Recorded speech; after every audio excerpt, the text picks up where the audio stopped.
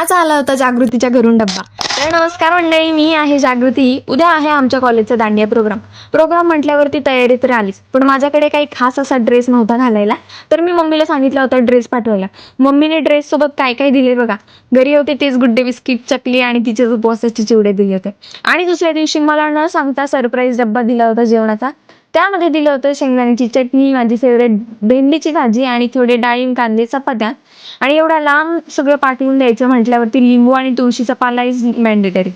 सकाळी 4 वाजता उठून केलेलं दिसते. खरंच मला खूप छान वाटलं. थँक्यू सो मच मम्मी आणि रानू. आज कॉलेज आणि हॉस्टेल दोन्हींचा पण दांडिया प्रोग्राम होता. प्रोग्राम म्हटल्यावर मुलींची तर सकाळपासूनच तयारी चालू होती. मला पण जायचं होतं प्रोग्रामला. मग पटकन रूमवरती येऊन अगोदर डब्बा खाऊन घेतला. खूपच मस्त वाटले डब्बा खाऊन. त्यानंतर घरी कॉल केला होता तर बहीण बोलत होती की मीच सरप्राईज प्लॅन केलं होतं. तिच्यासोबत बोलून झाल्यानंतर घेतली पूजा दीदीकडनं हेअरस्टाईल करून.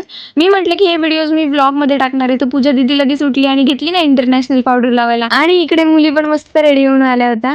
मग माझं पण झालं होतं सगळं आवरून, तर मग आम्ही पण चाललो होतो लगेच प्रोग्रामला. आणि हो, आम्हाला प्रॉपर गरबा खेळता येत नव्हता, बट आम्हाला जसा जमेल आम्ही तसं ट्राय करत होतो.